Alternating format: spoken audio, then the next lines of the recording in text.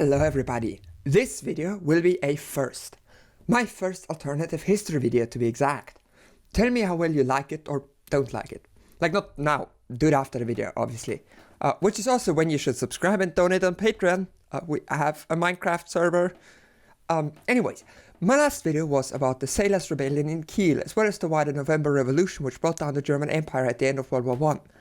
Which begs the question, what if it went differently? The classical YouTube thing to do would be to demand you watch that other video first to get all the context, but it's 27 minutes and you want to see the what if scenario now, not later. So here goes the painfully short summary. Germany and the rest of Europe were rivals, specifically France and the UK. When the Austro-Hungarian Archduke was shot, Austria went to war with Serbia, and Germany went to war with everyone. Because of the technology of the day, defense was a lot more effective than offense, so it quickly turned into a so-called trench war, where people shot at each other with machine guns while hiding in trenches as to not be shot by machine guns. After a lot of death, Russia got a communist revolution in 1917, which led to it leaving the war. In the same year, the United States joined the war on the Allied side. For this reason, many generals in the German army started considering that they may lose the war and may have to negotiate an armistice. To facilitate this, they wanted to send the entire German army and the Imperial Navy into suicide attacks. The sailors and soldiers decided against dying for the generals and started a full-blown rebellion that rose up all across the German Empire, which had two main goals: remove the Kaiser and end the war. Eventually, two factions formed: the Communists, mostly led by the rebellion and also these two people, and the Reichstag, which was the democratic parliament set up by the Kaiser to make people stop asking for a democratic parliament. It had no real power at this time, and the main faction was the Social Democratic SPD. Then, because of the uncontrollable communist uprisings all across the empire, the Chancellor said that the Kaiser is abdicating, without the Kaiser being aware of it. Naturally, the Kaiser decided that all is lost and he fled to the Netherlands, which cost him the rest of his supporters. What would have happened if he had contested this announcement could be an entirely different video. But historically and in our scenario, he just left. And then nobody was quite sure what to do now. The Kaiser, quite literally, was the government, the divine monarch, and suddenly he's gone. Who will be in charge now? The communists? The parliament? It was up to the SPD, which theoretically agreed with the communists, but practically decided to betray them so they could make the parliament be the government, so they could be in charge. Then they made promises to the army, so they would fight on behalf of the Social Democratic Parliament, not the communists. Remember this part. Naturally, the communists didn't think much of this proclamation of a republic, and they proclaimed their own republic on the same day. So, who was in charge? Nobody knew. But the Social Democrats sent a representative to negotiate an armistice with the Allies to end the unpopular war. So that was a thing. After a few months of nobody being sure who was the real government, the communists decided to put some facts on the ground, using what communists are best at: strikes and arms workers' rebellions. Remember what I told you to remember 4 sentences ago? Yeah, the army killed them all the communists, including the unarmed and surrendered ones. And from then on, Germany would be the Weimar Republic, which was so notoriously unstable that it became Nazi Germany not too long after. Communists have never since trusted Social Democrats. That was a 27-minute video condensed into 4 minutes and 8 seconds. So, as the title says, what if it went different? What if Germany, instead of becoming the unstable Liberal Democratic Weimar Republic, became a Council Communist Republic? I see 2 separate points in which real-life history could have changed to this timeline.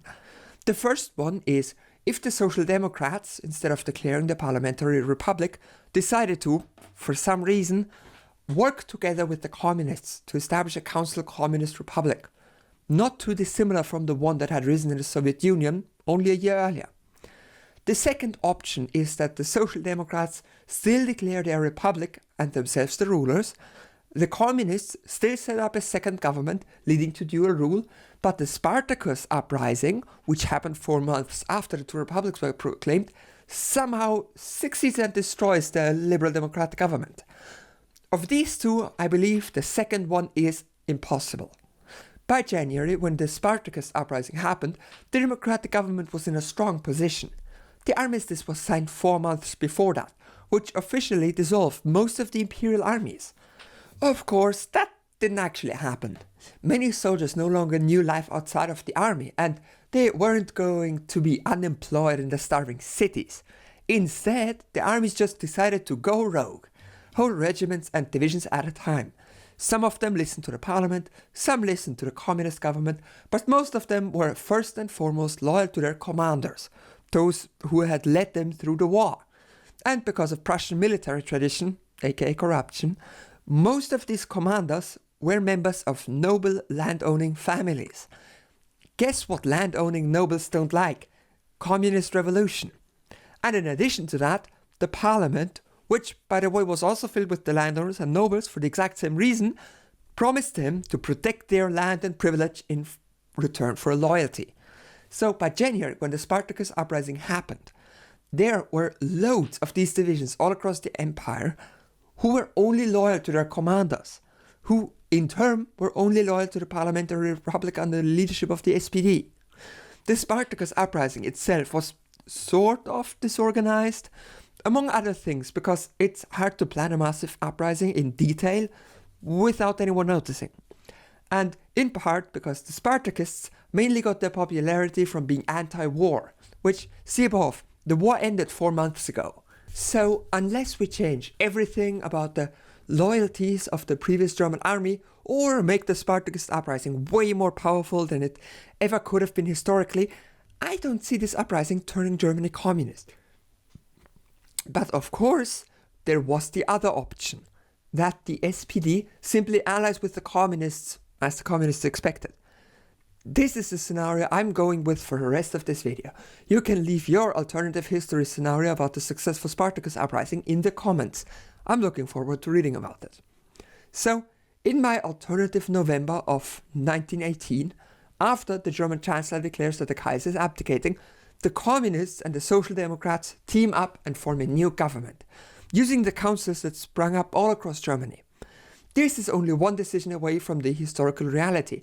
Perhaps the leader of the SPD is not Ebert, or some other small change that makes this possible.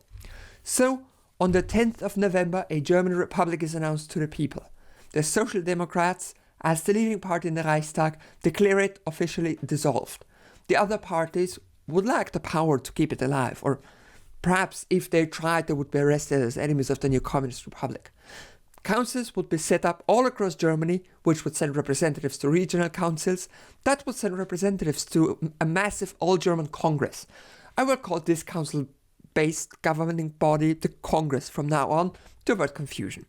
The promises of the communists were an end to the Kaiser's rule and an end to the war, and they already did one of those. So, the next thing to do is exactly what the Weimar government did 2 days after it was announced, and send forth negotiators to talk to the Allies, namely the Americans, British and French. The Russians weren't invited because they were in a civil war which wasn't really winning. Historically, of course, these negotiators were barely briefed on their tasks. They just knew Germany was lost and they needed peace, which led to the Allies pressuring them into signing a rather one-sided peace deal. I genuinely don't think that it would be different in my timeline. The negotiators may even be the same people, as historically they were sent by the SPD, who in our timeline is also a major part of the government. Because of the rushed nature of the negotiations, remember they happened a day after the government was declared, I don't expect the negotiators to do a better job than the historical ones. So, what were the historical terms? Well, they were quite harsh. The Germans had to pull all troops out of the occupied territories, release anyone from any of these countries, no matter if regular prisoner or prisoner of war. On the way out, they couldn't destroy anything. They had to leave their wounded behind. The Allies would take care of them. The Germans would have to leave their trenches intact, including all the weapons. They had to stop all naval activities and renounce all separate peace treaties they had signed with Romania and Russia, meaning Eastern European borders would be completely up in the air. Oh, and on top of that, they had to hand over half of all locomotives in the entire German Empire, along with 150,000 railway carriages, completely destroying Germany's industrial base. Oh, and while they're at it, the Germans had to hand over 5,000 artillery pieces, 25,000 machine guns, all their aircraft, 3,000 mortars, and every single submarine. And in return they got an armistice. Not a peace, an armistice. This means the parties would temporarily halt their advances to attempt to negotiate a surrender. If that failed, the war would continue. This is why I don't think Germany being communist would change this treaty.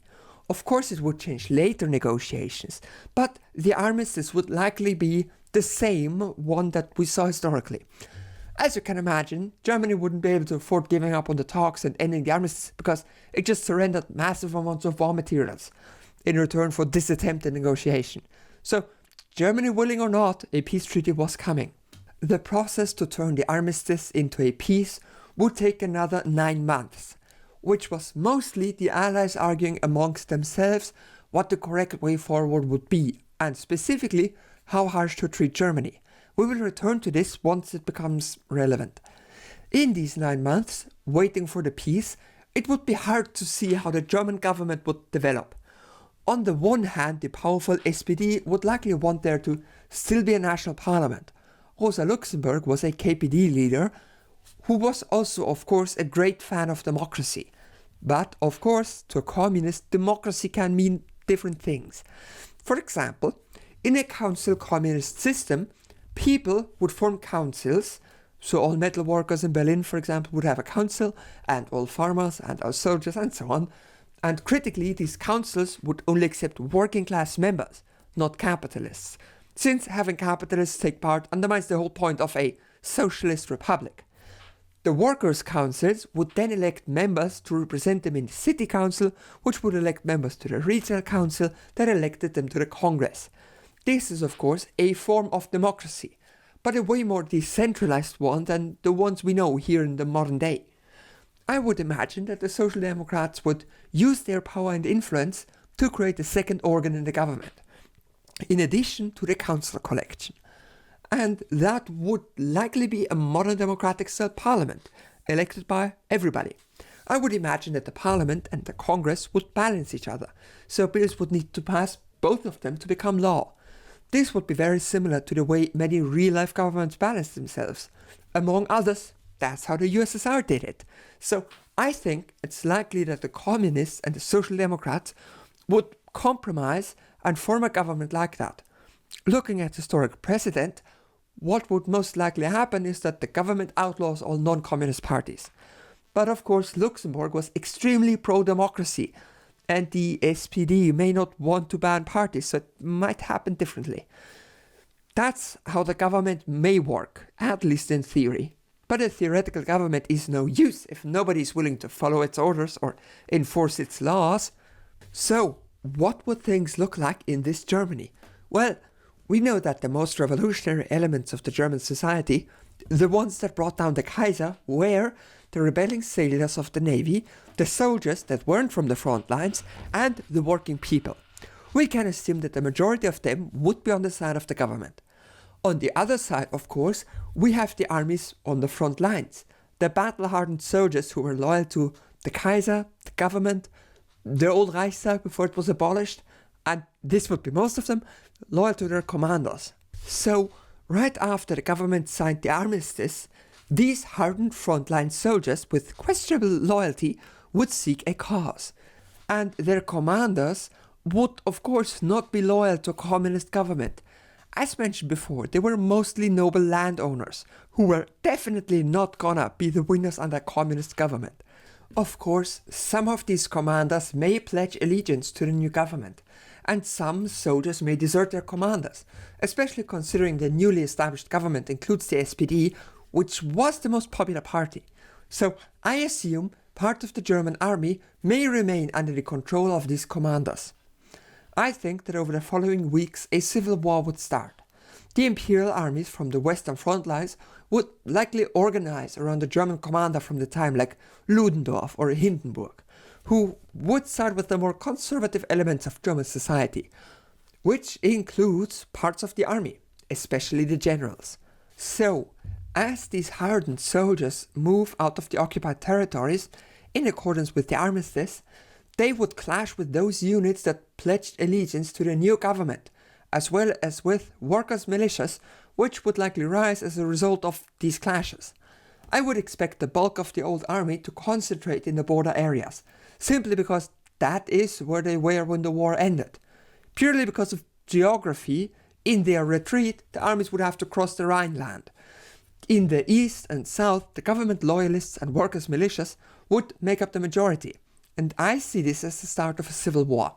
I would expect the Imperial Army, which is what I will call it from now on, to take up defensive positions west of the Rhine, trying to stabilize their position, launching probing attacks periodically.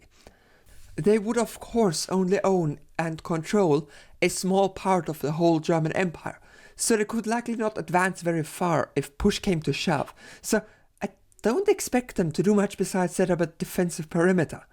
Of course, the land west of the Rhine, known as the Rhineland, was the most industrial region in all of Germany. And what do industrial regions have a lot of? Industrial workers that can carry out strikes, sabotage, and perhaps even armed uprisings. This would drain the strength of the Imperial Army over time. The government would likely try to recruit as many people as possible in the defense against the reactionary forces, in order to also form a defensive line on the Rhine. But of course, finding willing recruits after 6 years of war would be difficult, leaving them unable to advance against the enemy either, at least not immediately. On the other side of the Rhine, meanwhile, the Imperial Army would know that its power is fleeting. With every day of fighting, more soldiers would desert. Not to join the government, but just to go home and not die for someone else, like their comrade did for years. They would hold the industrial regions of Germany, which should give them an advantage, but only if you disregard the fact that the workers would likely strike or just abandon the area. It's hard to say who the leadership would be, likely some Kaiser loyalist, but what their values would be is hard to tell.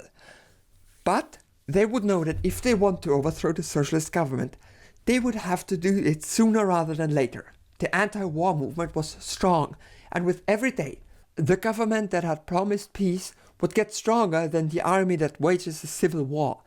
So, what I expect the Imperial Army to do is to turn around to the Allies and ask them for help. This would of course be a very desperate measure, but to the generals and nobles about to lose all of their power to the communists, it may have seemed like the only option. I think the Allies may be receptive towards this suggestion. We know from historical documents how terrified the Western European countries were of communist Russia. And if Germany, which was the greatest superpower in Europe at the time, also went communist, then France and the UK would be under a direct threat. So, even despite the reluctance of the Allies to work with those who had led the Kaiser's army against them, I think they would join the civil war on the side of the Imperial Army, just to weaken Germany if nothing else. We know that historically they sent small armies to support the counter-revolutionary movements in Russia. I expect the same here, except the happenings are on the front line, which means more Allied soldiers can be sent. What would likely happen is that the Allies would slowly advance their armies to take Alsace and Lorraine and strengthen the defensive lines of the Imperial armies west of the Rhine. This would serve the purpose of significantly weakening Germany by depriving it of its most industrial regions. Of course, this continuation of hostilities would completely breach the armistice signed by the Allies and the German government. And that would make it incredibly controversial, because the public in France, Britain and the US, who expected to see their brothers and fathers and uncles return from the war, would suddenly be thrusted back into an involuntary war. The governments of the capitalist states may be terrified of communist Germany, but that doesn't mean that the public would accept renewed hostilities. Because of this, I expect the Allies to advance no further than the Rhine. But I don't think they would retreat either. I think they would attempt to create a defensive buffer between Germany and France, just because they don't trust the communist German government.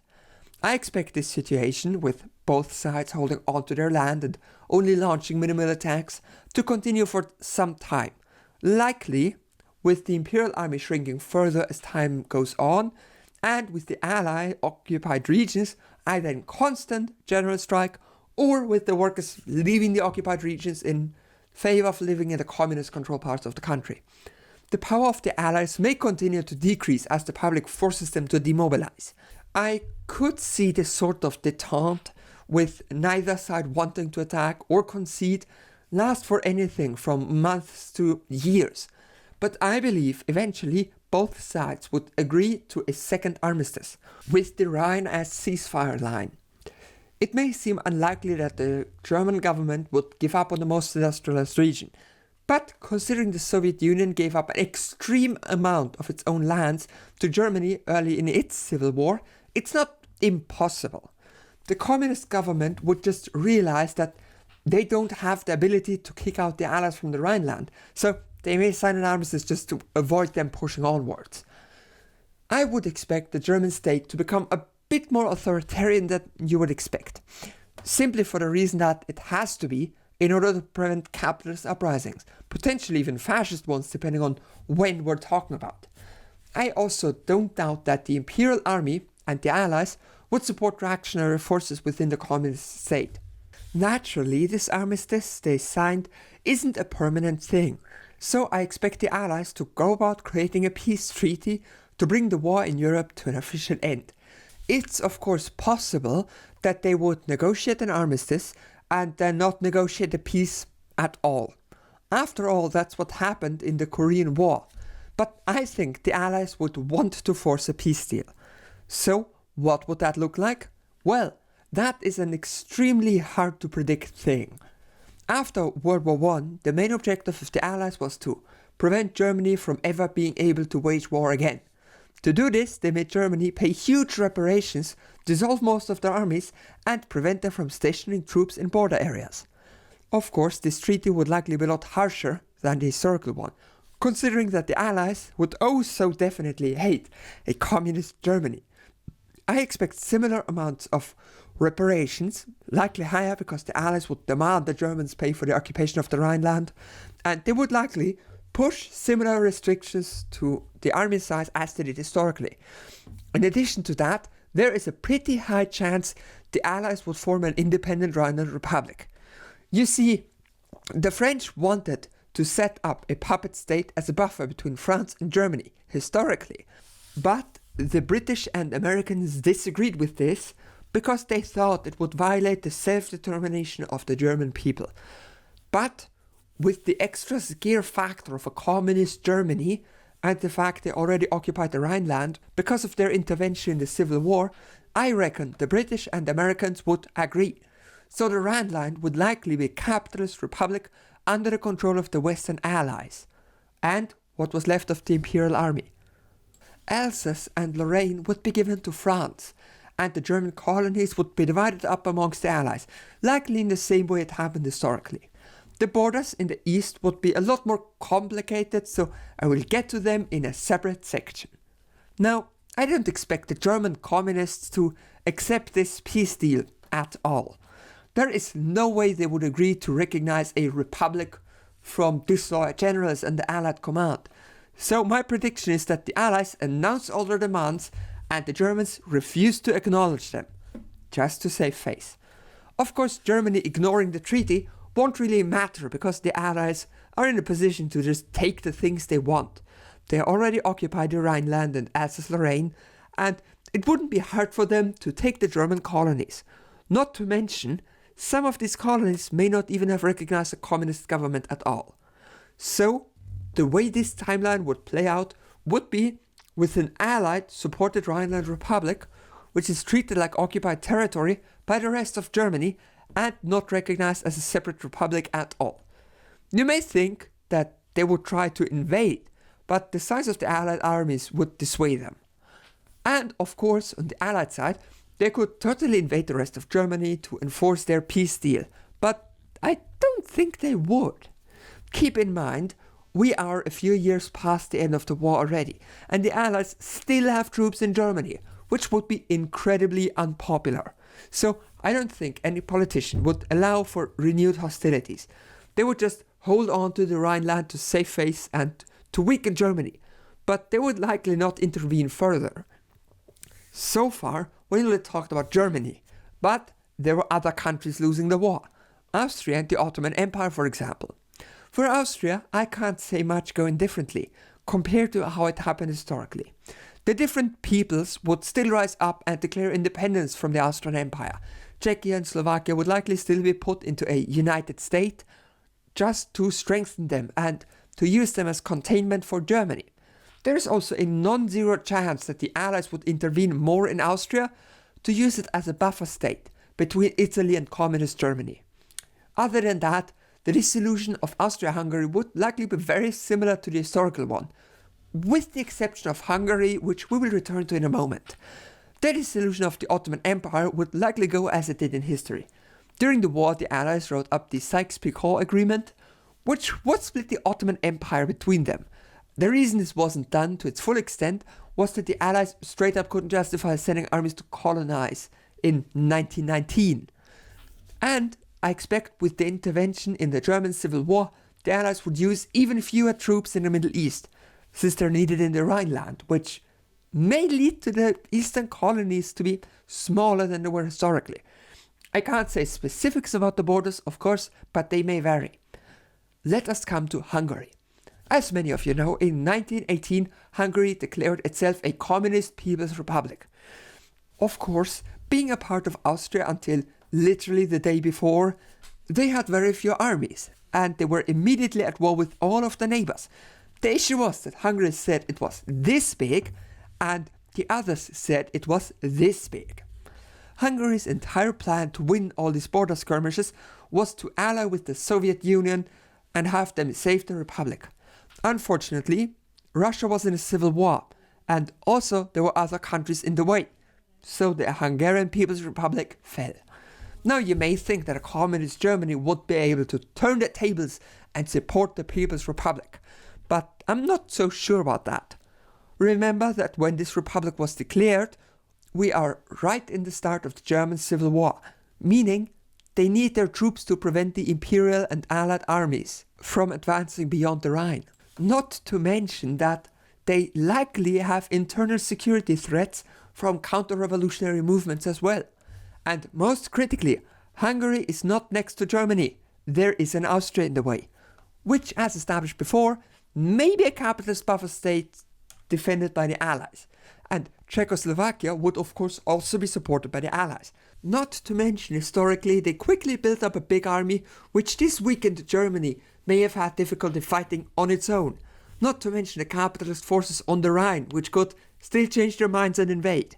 So, I'm sorry, but the Hungarian People's Republic would fall, just as it did historically.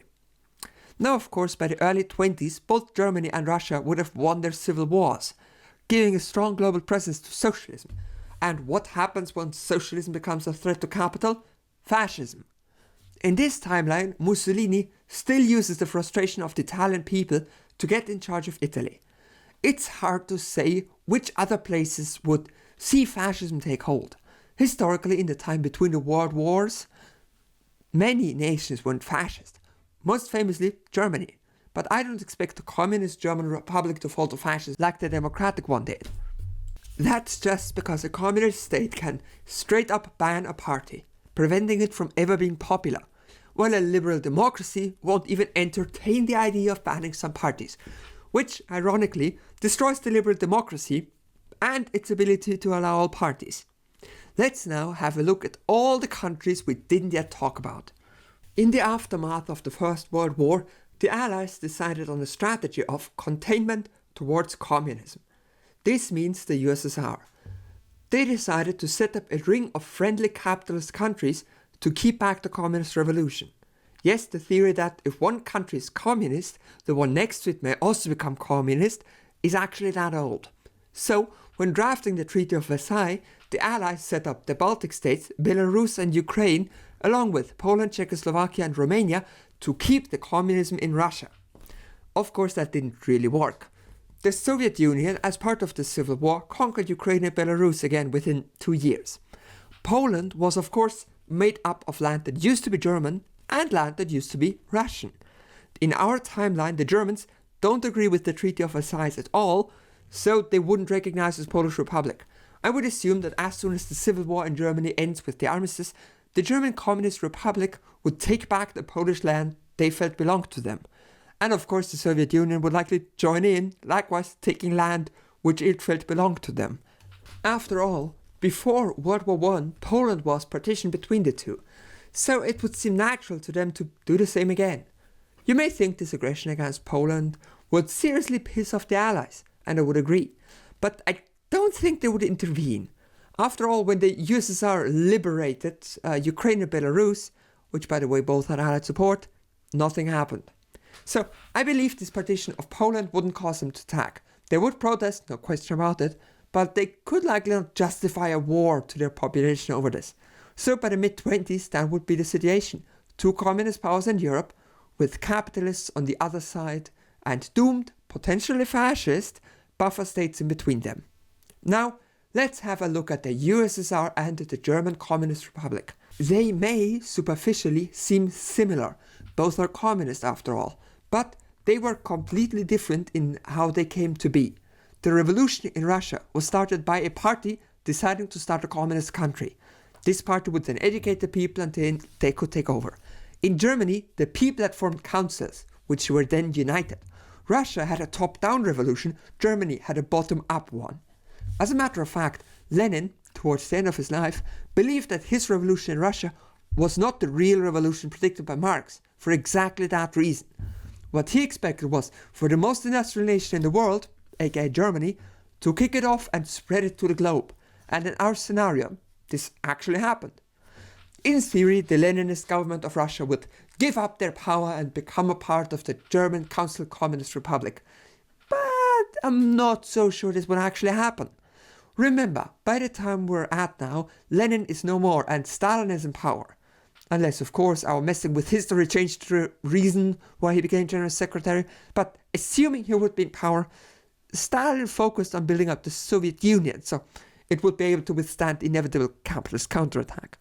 I think the presence of communist Germany wouldn't change much about that. Matter of fact, I think communist Germany would do the same thing. They lost almost all of the industry to the Rhineland Republic, so it's likely they would re-industrialize other regions to build up their power again. This being of course fueled by the fact that the Allies are still occupying the Rhineland, which as mentioned before, the Germans wouldn't even recognize. So that would be the situation for some years. The communist nations building up the strength to be able to defend themselves and if needed overthrow the capitalist nations. And it would be a Cold War of sorts. But I expect it to end pretty quickly, for one reason. The 1929 financial crisis. It sent shockwaves through the entire capitalist world, notably not affecting the USSR or Germany, and it was the greatest crisis of capitalism there was until then and even until today. I expect that the USSR and Germany would form an alliance to advance against capitalism, specifically the buffer states, France, the UK and the US. The reason the USSR didn't use the crisis historically is that the Red Army was nowhere near strong enough to take on the Allies in 1929, but with German support, they would have a good shot. I'd expect the USSR to take over the Baltic nations and possibly to launch liberation wars against Central Europe, maybe setting up a communist government, as they historically did past World War II.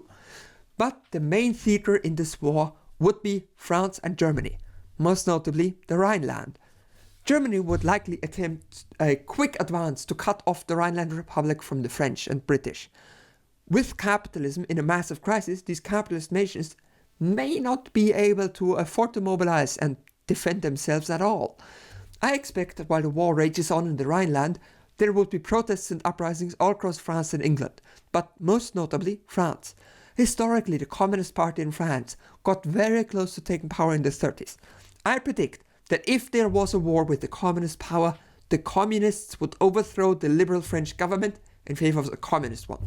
This communist government would be an ally to the Germans and possibly allow the Rhineland Republic to become a part of Germany. What would happen to Alsace and Lorraine, I'm not sure. Possibly it would become a neutral border republic or hold a public referendum. most likely these French communists taking power would start a civil war. Long story short, I expect Germany to support the communists and win the civil war. Though I think it's likely that they would lose the French colonies to the British. So by the end of this, it would be the US and UK against the communist continent. I don't expect those two capitalist countries to be able to take down the communist ones. You may say that the Allies managed to pull off D-Day historically, and that they may do the same here, but I consider that unlikely. For one, as mentioned before, the capitalist economies are in shambles because of the crisis, and most importantly, the only reason the Germans lost after D-Day was because they had 80% of their army in the east dying to the Red Army. In this timeline, that wouldn't happen. I'd expect this World War II to last for many more years, with the Allies blockading the European nations and the communists taking over capitalist nations one by one, in an attempt to spread the revolution. Of course, these communist nations would all be different, and as we know, leftists love fighting over differences. I think eventually the Allies would agree to an armistice under the condition that the communist countries wouldn't invade any more capitalist ones, which I think the communists would agree on. After all, showing how great their communism is would serve as motivation for nations to voluntarily become communist, if needed with European support. This would mark the start of a sort of Cold War between the capitalist UK and US and possibly Japan against the communist Europe. Both sides fighting for their ideologies. Of course, I still think Mao would fight for the liberation of his country, but Asia is really out of the scope of this video. I just think that there would be a Cold War between capitalism and communism, but the communist nations would likely drift apart over time, like they did during the Sino-Soviet split, or every time Stalin sent an assassin to kill Tito. By the time of this Cold War, we're so far removed from real history that I can't really make any predictions. Plus, this video is really long already. So, that was my first alternative history video. What do you think? I really enjoyed making a video that is just me overthinking a specific scenario while considering and explaining real life history. If I succeeded in what I planned to do, then this video entertained you and it ideally taught you more about real life history as well. Of course, the nature of alternative history videos is that things could have gone completely differently at literally every step in this 38-minute video. So you can disagree about everything I said. Put it in the comments, I'm looking forward to reading about it. Remember to subscribe and hit the bell to catch the Discord invite in the description to join the Minecraft server, or alternatively become a patron, that also works. And don't forget to leave a like and comment if you want to see more alternative history content.